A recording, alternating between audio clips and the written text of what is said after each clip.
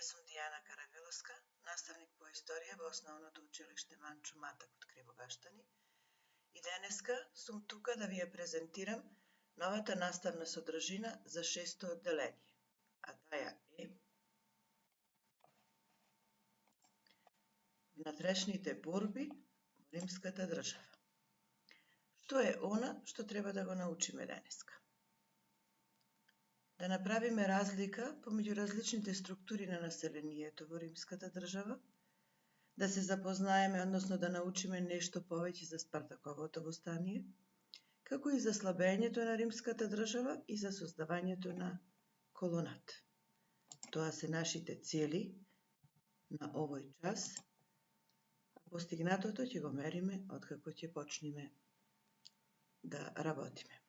Меѓутоа, најпрво, да се подсетиме.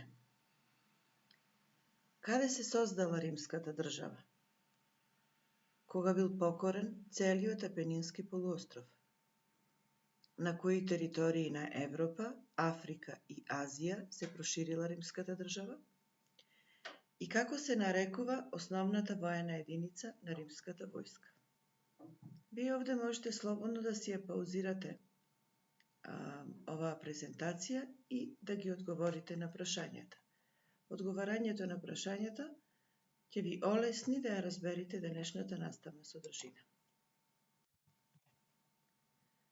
Ова е картата на римската држава во првиот век пред нашата ера.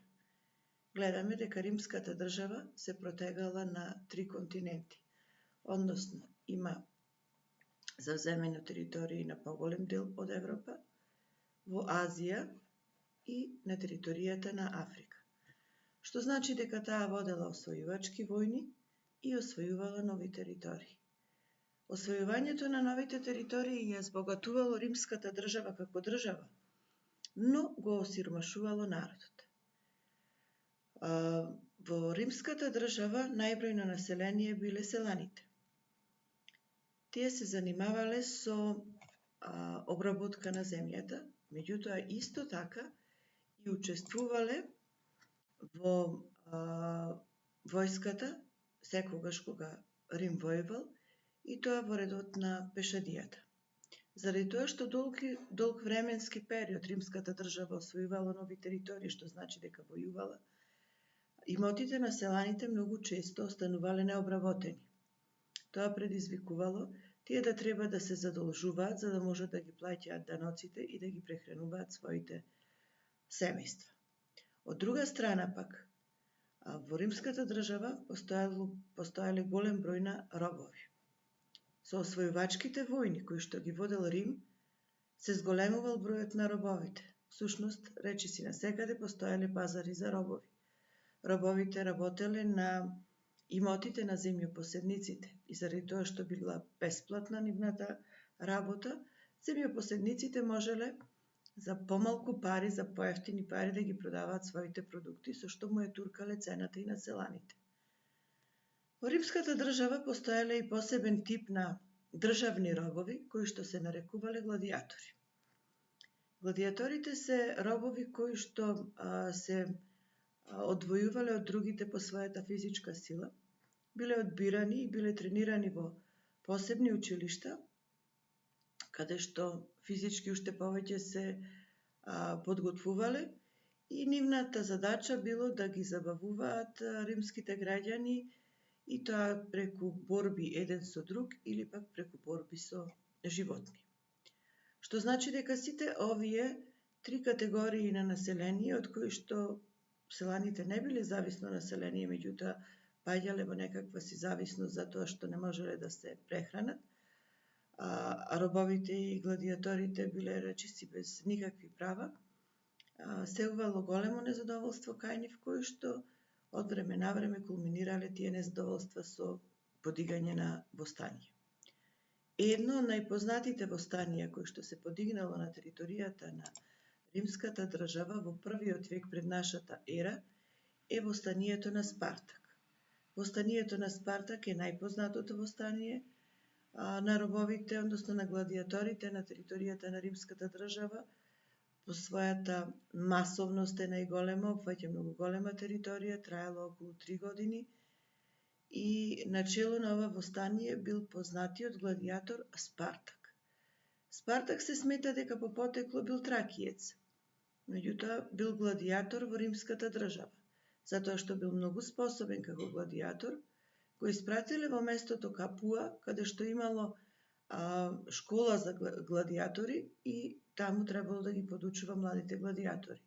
Меѓутоа тој ги организирал да се кренат против римската власт, некаде 70 на гладијатори го започнале востанието и го прошириле на територијата на цела Јужна Италија. Кон ова востание се вклучиле и голем број на робови, голем број на селани, односно на феудално, на зависно население. Успеале да го прошират востанието, меѓутоа самите востаници не биле многу сложни, што предизвикало во 71-та година пред нашата ера ова востание да биде задушено од страна на римската власт, а најголем дел од востаниците кои што биле заробени биле и казнети со смрт за нивното учество во востанието.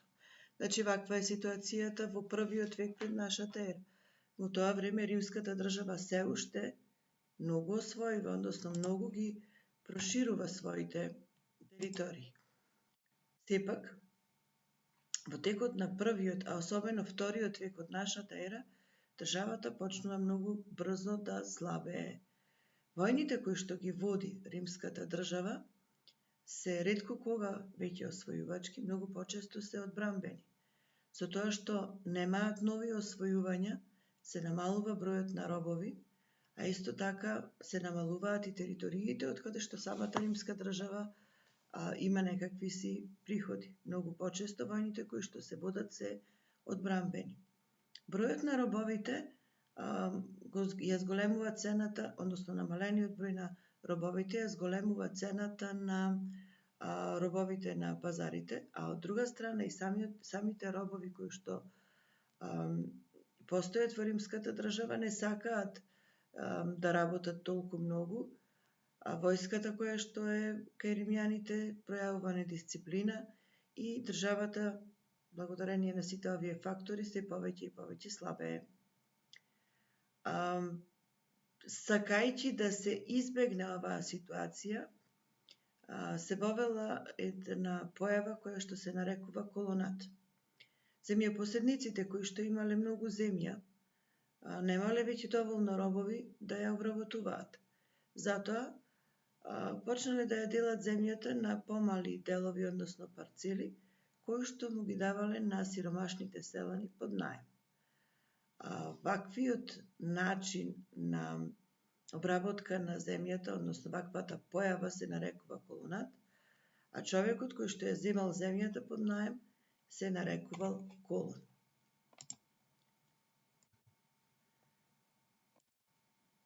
За да видиме дали сме ја разбрале денешната наставна содржина, која што во вашите учебници се наоѓа на страна 79, може да повториме. Каква била положбата на селаните и на робовите во римската држава, односно направете некаква споредба. Што се гладијаторите? Опиши го востанието на Спартак, кој се нарекувал колон. За Спартаковото востание, но и за положбата во римската држава во вториот и првиот век пред нашата ера и првиот и вториот век од нашата ера, може да најдете на интернет, ако користите кирилична поддршка и пребарате на Википедија, например со клучните зборови римска држава или римска империја или Спартак или Спартаково востание.